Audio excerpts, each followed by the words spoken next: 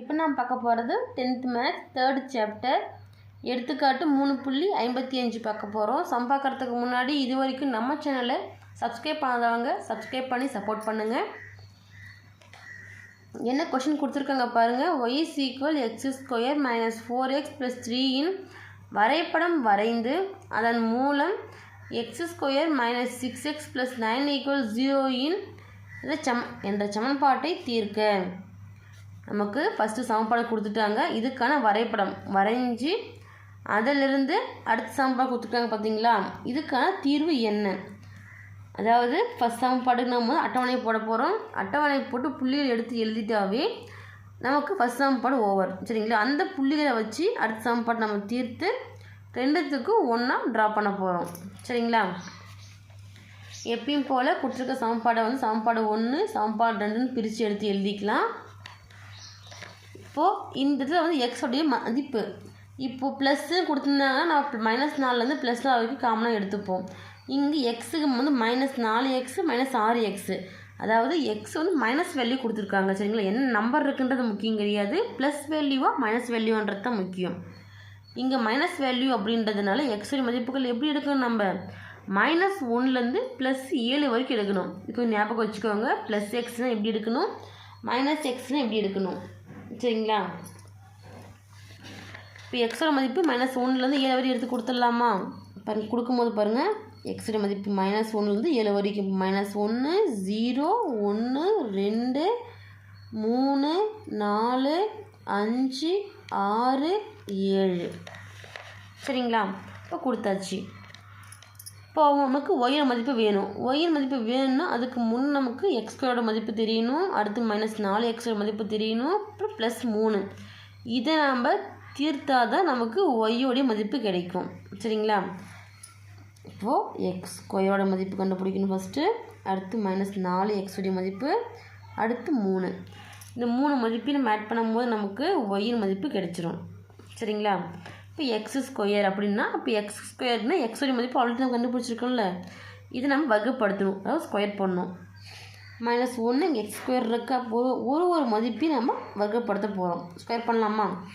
-1 square பண்ணாங்கன்னா -1 × -1 மைனஸும் plus 1 × 1 1. 0 square பண்ணால் 0 தான் வரும். அடுத்து 1 ஸ்கொயர் பண்ணால் 1 × 1 1. அடுத்து 2 ஸ்கொயர் பண்ணால் 2 × 2 4. அடுத்து பாருங்க 3 ஸ்கொயர்னு வருமா? x²னா எக்ஸுக்கு பதில் 3 கொடுத்தா 3 ஸ்கொயர். 3 ஸ்கொயர் பண்ணால் 3 × 3 9. அடுத்து எக்ஸுக்கு பதில் 4 கொடுத்தோம்னா 4 ஸ்கொயர். இப்போ 4 × 4 16. அடுத்து பாருங்கள் எக்ஸுக்கு பதில் அங்கே 5 கொடுக்கும்போது 5 ஸ்கொயர்னு வரும். 5 × 5 25. அடுத்து எக்ஸுக்கு பதில் இங்கே 6 கொடுத்தோம்னா 6 ஸ்கொயர்னு வருமா? இப்போ 6 × 6 36. அடுத்து எக்ஸுக்கு பதில் 7 கொடுக்கும்போது 7 × 7 49. சரிங்களா? இப்போ அடுத்து பாருங்கள் -4x இருக்குது. -4x இந்த -4 எக்ஸுடைய மதிப்பு இருக்குது பார்த்தீங்களா? இங்கே இன்ட்டு மீனிங் பெருக்கல், -4 × எக்ஸ்னு அர்த்தம். எக்ஸுடைய மதிப்புகள் எல்லாத்துக்கூடையும் -4ஆல் நாம் பெருக்கணும். -4 × -1 மைனஸ் ப்ளஸ்ஸு 4 × 1 4. அடுத்து -4 × அடுத்து எக்ஸுடைய உறுப்பு என்ன? 0. 0 × -4 0ஓட பெருக்கங்கள வகுத்தோம்ல 0 தான், அப்போ 0 ஆகிடும். அடுத்து -4 × +1 ப்ளஸ் × மைனஸ் 4 × 1 4 -4. அடுத்து -4 × 2 ப்ளஸ் × மைனஸ் 4 × 2 8. அடுத்து -4 × எக்ஸுடைய மதிப்பு 3 கொடுத்தாங்கன்னா ப்ளஸ் × மைனஸ் 4 × 3 12. அடுத்து பாருங்கள் -4 × எக்ஸுக்கு பதில் 4 4 × 4 16 ப்ளஸ் × மைனஸ். அடுத்து -4 × எக்ஸு எக்ஸுக்கு பதில் 5 கொடுத்தோம்னா 5 × 4 20 ப்ளஸ் × மைனஸ். அடுத்து பாருங்கள் எக்ஸுக்கு பதில் 6 கொடுத்தோம்னா ப்ளஸ் × மைனஸ் 6 × 4 24. அடுத்து பாருங்கள் 7 எக்ஸுக்கு போய் 7 கொடுக்கும்போது 7 × -4 வரும், ப்ளஸ் × மைனஸ் 7 × 4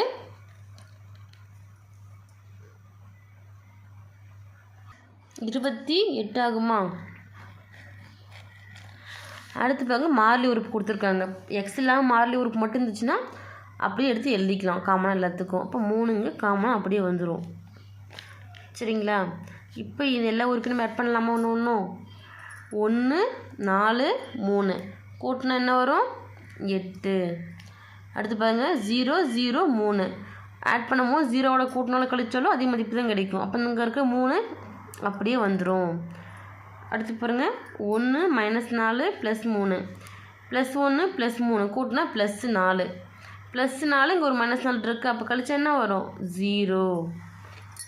அடுத்து பாருங்கள் நாம் இந்த 3 மட்டும் தான் எடுத்துக்கிறோம். மிளக்கிற எக்ஸ் மதிப்புகள் நீங்கள் எடுத்துக்கக்கூடாது. சரிங்களா? இந்த 3 மட்டும் தான் எடுத்துக்கணும். அடுத்து +4 -8 +3 4 3 கூட்டினா 7 +7 இங்கே -8 இருக்குது.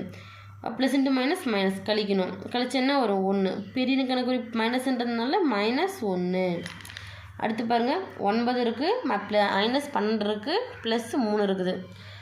+9 +3 கூட்டினா என்ன வரும்? +12 +12 -12 கழிச்சா 0. அடுத்து பாருங்க +16 -16 கேன்சல் ஆயிருமா? அப்போ 3 மட்டும் நமக்கு அப்படியே வந்துடும்.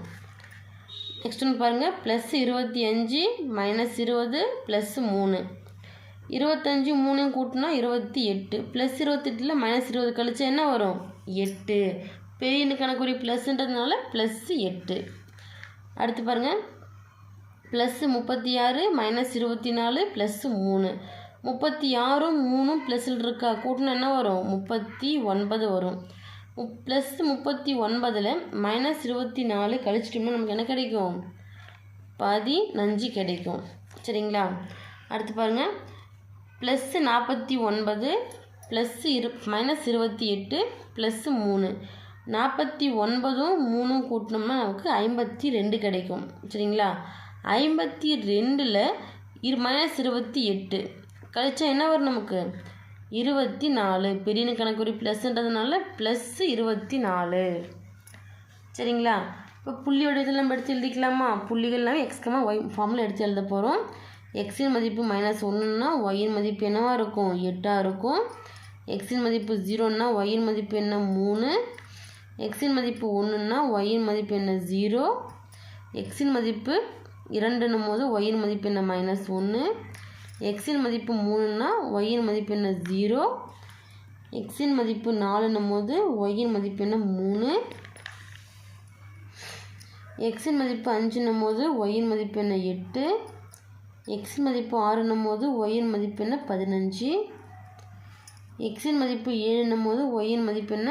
24. இப்போது புள்ளிகள் நாம் எடுத்து எழுதியாச்சு. இப்போ அடுத்து பாருங்க ஃபஸ்ட் சமன்பாட்டுக்கான புள்ளிகள் நாம் எடுத்து எழுதிட்டோம். இது அப்புறமா நம்ம கிராஃபில் ட்ரா பண்ணிக்கலாம். அடுத்து இன்னொரு சமன்பாடு இருக்குது பார்த்தீங்களா? அதுக்கான இப்போ இந்த ரெண்டாவது சமன்பாட்டு கண்டுபிடிக்க போகிறோம். ஃபஸ்ட் 2 சமன்பாட்டையும் சால்வ் பண்ணி. சரிங்களா? கண்டுபிடிச்சதுக்கப்புறம் அதுக்கு ஒரு அட்டவணை கொண்டு வந்து நேர்கோடையும் பரவளையத்தையும் ஒன்றா நம்ம குறிக்க போகிறோம். சரிங்களா? ஃபஸ்ட்டு கண்டுபிடிக்கிறது பரவளையம், ரெண்டாவது கண்டுபிடிக்கிறது நேர்கோடு. இப்போ அடுத்த சமன்பாடு 1,2லிருந்து 1வது சமன்பாடு அப்படியே எடுத்து எழுதிக்கலாம். y = x² - 4x + 3. இப்போ இதே ஃபார்மில் ஒன்று நீங்கள் ஃபஸ்ட் சமன்பாடு மாற்றினாலும் சரி, ரெண்டாவது சமன்பாடு மாற்றினாலும் சரி, ஏன்னா ஒன்று மாற்றினா போதும். நம்ம எப்பயும் போல் ரெண்டாவது சமன்பாடையும் மாற்றிக்குவோம். வலது பக்கமாகவும் இடது பக்கமாகவும் மாற்றி எழுத போகிறோம். இப்போ எழுதும் போது என்ன வருங்க? 0 இந்த பக்கம் வந்துடும், இந்த பக்கம் x² - 6x + 9 இந்த பக்கம் மாறி வரும். சரிங்களா? குறி மாற்றிக்கலாமா? மைனஸு இங்கே மைனஸ் இருக்க, அப்போ ப்ளஸ்ஸு இங்கே ப்ளஸ் இருக்க, அப்போ மைனஸு. இப்போ 0வால் கூட்டினாலும் கழிச்சாலும் அதே மதிப்பு தான் கிடைக்கும். இப்போ y அப்படியே வந்துடும். இப்போ +x² - x² கேன்சல் ஆகிடுமா?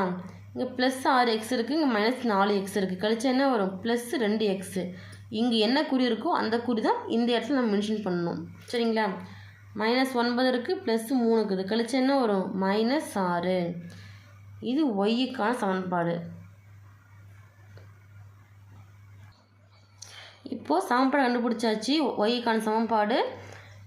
இதில் இதை வச்சு எக்ஸோட மதிப்பு நம்ம எடுக்க போகிறோம். இப்போது எக்ஸு கீழே பாருங்கள், ஜென்ரலாக எப்பயும் நம்ம என்ன பண்ணுவோம்? -1லேருந்து 0க்குள்ளே எடுப்போம். உங்களுக்கு அப்படி வந்து இப்போ ஒரு சில சம்ஸுக்கு வந்து இப்போ y = 0 அப்படின்னும் போது காமனாக எடுப்போம். டவுட்டாக இருந்ததுன்னா உங்களுக்கு வந்து இப்படி கீழே இப்போ 2x இருக்கா கீழே எதுவுமே பகுதியில் 1 இருக்கிறது அர்த்தம். சப்போஸ் உங்களுக்கு இது கீழே வந்து 5 இல்லை 4 இருக்குது அப்படின்னா நீங்கள் வந்து 4 வந்ததுன்னா +4லேருந்து -4 வரைக்கும் எடுத்துக்கலாம். இப்போ கீழே எதுவுமே இல்லைன்னா பகுதியில் 1 இருக்கிறது அர்த்தம். அப்போது -1லேருந்து +1 கூட எடுத்துக்கலாமா எக்ஸின் மதிப்பு? அப்போ எக்ஸின் மதிப்பு -1 0 +1. அப்போது அட்டவணையில் எப்பயும் போல் எடுத்து எழுதும் போது ஃபஸ்ட்டு எப்பயும் எக்ஸின் மதிப்பு தான் எடுத்து எழுதுவோம். எக்ஸின் மதிப்பு என்ன? -1 0 1. நமக்கு ஒய்யோட மதிப்பு வேணும். இப்போ இந்த சமன்பாட்டில் ஒய்யின் மதிப்பு வேணும்னா அதுக்கு என்ன பண்ணணும்? 2x - 6 சுருக்குனா தான் நமக்கு ஒய்யின் மதிப்பு கிடைக்கும். ஃபஸ்ட்டு 2xோட மதிப்பு கண்டுபிடிக்கணும். அடுத்து -6ஓட மதிப்பு கண்டுபிடிச்சிங்கன்னா இது சுருக்கமாக நமக்கு ஒய்யின் மதிப்பு கிடைச்சிரும். இப்போ 2x அப்படின்னா 2 கூட எக்ஸை பெருக்கணும். எக்ஸோட மதிப்பு என்ன? -1 0 1 இருக்குது. பெருக்கி எழுதுவோமா? 2 × -1 +× -2 × 1 2. அடுத்து இங்கே பாருங்க எக்ஸுக்கு போல் 0 கொடுக்கும்போது 2 × 0 0வோட பெருக்கினால வகுத்தால 0 ஆயிரும். அப்போ இங்கே 0. அடுத்து 1 எக்ஸுக்கு போல் 1 கொடுத்தோம்னா 1 × 2ன்னு வருமா? பெருக்குனா 2. அடுத்து மாறிலி உறுப்பு வந்திருக்கா? மாறிலி உறுப்புன்னா அப்படியே வந்துடும். -6 -6 -6. இப்போது எக்ஸோட உறுப்பு எடுக்கக்கூடாது, கிழக்க உறுப்புகளை மட்டும்தான் எடுக்க போகிறோம். இதை வச்சு ஒயினுடைய மதிப்பு கண்டுபிடிக்கலாமா? -2 -6 ஒரே மாதிரி இருக்கிறதுனால கூட்டும் போது -8 0 -6 0வோட கூட்டினால கழிச்சாலும் அதே மதிப்பு தான் கிடைக்கும். அப்போ இங்கே -6 அப்படியே வந்துடும். +2 -6 இப்போ +× மைனஸ் கழிச்சா என்ன ஒரு 4 பெரிய கணக்குறி மைனஸ்ன்றதுனால -4. சரிங்களா? இப்போ நமக்கு எக்ஸோட மதிப்பும் கிடைச்சிருச்சு, ஒய்யோட மதிப்பும் கிடைச்சிருச்சு. இதை வச்சு குறிக்க வேண்டிய புள்ளிகள் நம்ம எடுத்து எழுதிக்கலாமா? குறிக்க வேண்டிய புள்ளிகள் எழுதினாலும் சரி, இப்போ புள்ளிகள் மட்டும் எடுத்து எழுதிக்கிட்டாலும் சரி. x, y. எக்ஸோட மதிப்பு -1ன்னா ஒய்யோட மதிப்பு -8. எக்ஸோட மதிப்பு 0ன்னா ஒய்யோட மதிப்பு -6. எக்ஸோட மதிப்பு 1ன்னா ஒய்யோட மதிப்பு -4. இப்போது ரெண்டுத்துக்குமே நம்ம புள்ளி கண்டுபிடிச்சாச்சு. பரவளையத்துக்கான புள்ளி கண்டுபிடிச்சாச்சு, நேர்கோடுக்கான புள்ளி கண்டுபிடிச்சாச்சு. இப்போ நம்ம ட்ரா பண்ணிவிட்டு இதுக்கான முடிவு எடுத்து எழுதிக்கலாமா?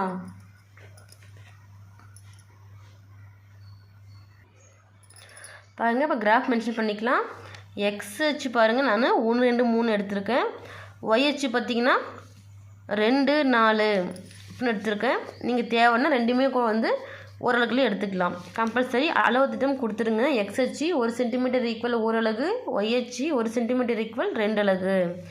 நீங்கள் ஒய் அச்சு வந்து 1 2 3 எடுத்துக்கிட்டிங்கன்னா இங்கே 2 அலகுக்கு பதிலாக 1 அலகு கொடுத்துருங்க. சரிங்களா? புள்ளி மென்ஷன் பண்ணிக்கலாமா? ஃபஸ்ட்டு பாருங்கள், எக்ஸ் அச்சு -1ன்னும் போது ஒய் அச்சு என்ன 8. -1க்கு நேரம் 8 எங்கே வருது? நமக்கு இந்த இடத்துல வருதா? இப்போ இங்கே புள்ளி வச்சு ரவுண்ட் பண்ணி -1, 8. சரிங்களா? அடுத்து பாருங்கள், எக்ஸ் அச்சு 0 அப்படின்னும் போது ஒய் அச்சு 3 வருது. இப்போ 0ன்னா சென்டர் பாயிண்ட் இங்கே தான் வரும். ஒய் அச்சில் 3 அப்படின்னா 3 எங்கே வருது அப்படின்னு பார்க்கணும். 2க்கும் 4க்கும் இடையில் இந்த கோடு 3. இப்போ 0க்கு நேராக 3. இப்போ ஏன்னா எக்ஸில் 0ன்னும் போது இங்கே 0 கோட்டு மேலே தான் வரும். ஒய்யில் 3. அப்போ இந்த 3 எங்கே வருதோ அங்கே தான் புள்ளி வச்சு குறிக்கணும். இப்போது என்ன வருங்க? 0, 3. அடுத்து பாருங்கள், எக்ஸ் அச்சு +1 அப்படின்னா ஒய் அச்சு 0 வருதா? இப்போ எக்ஸ் அச்சு +1 இங்கே தான் இருக்குது. எக்ஸ் அச்சு 0ன்னா இந்த கோட்டுக்கு மேலே, இந்த 4 கோட்டுக்கு மேலே வரும்.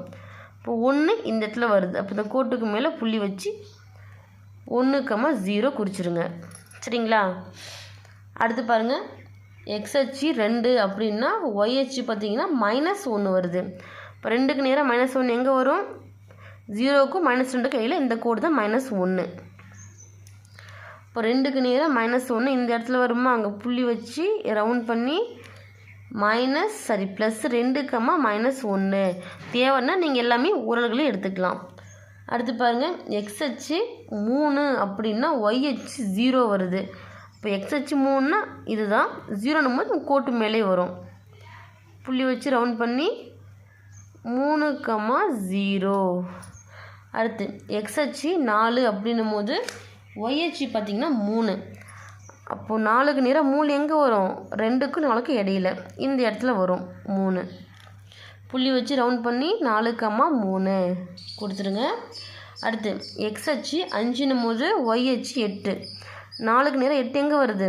இந்த இடத்துல வருது. இந்த 2 புள்ளி சந்திக்கிற இந்த 3 தான் புள்ளி வச்சு ரவுண்ட் பண்ணி 5,8ன்னு குறிக்கணும். அடுத்து பாருங்கள், எக்ஸ் அச்சு 6ன்னும் போது ஒய் அச்சு வந்து 15. 6க்கு நேராக 15 எங்கே வருது?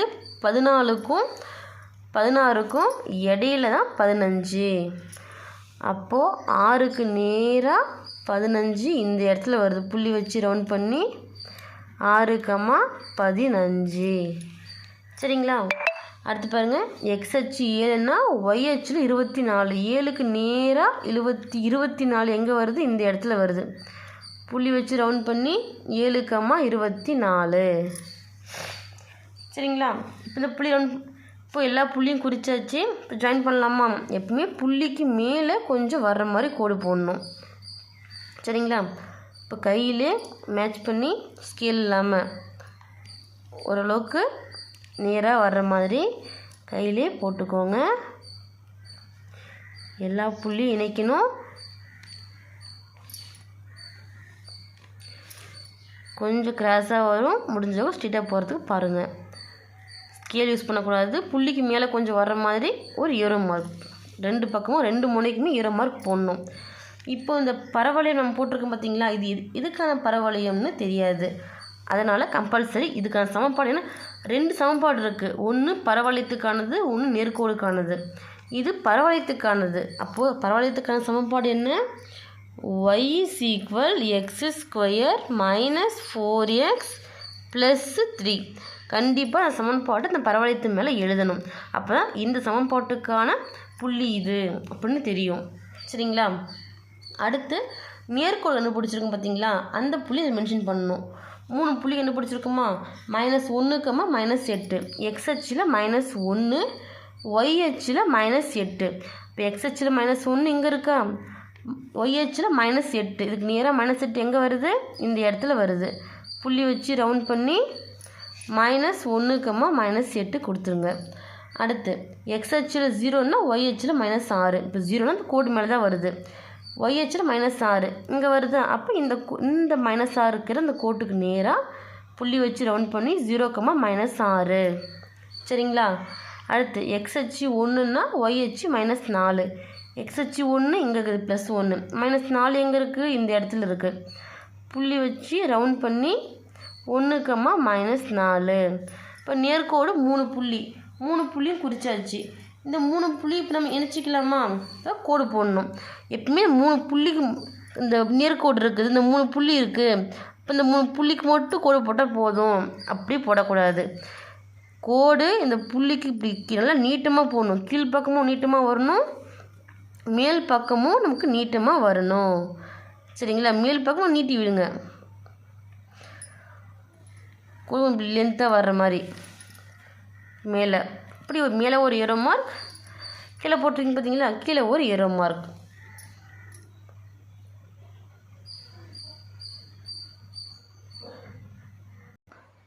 இப்போ நேர்கோடு வரைஞ்சிட்டோம். இந்த நேர்கோடுக்கான சமன்பாடு இருக்குது பார்த்தீங்களா, அதையே இந்த நேர்கோடு இந்த கோட்டுக்கு மேலே எழுதிருங்க.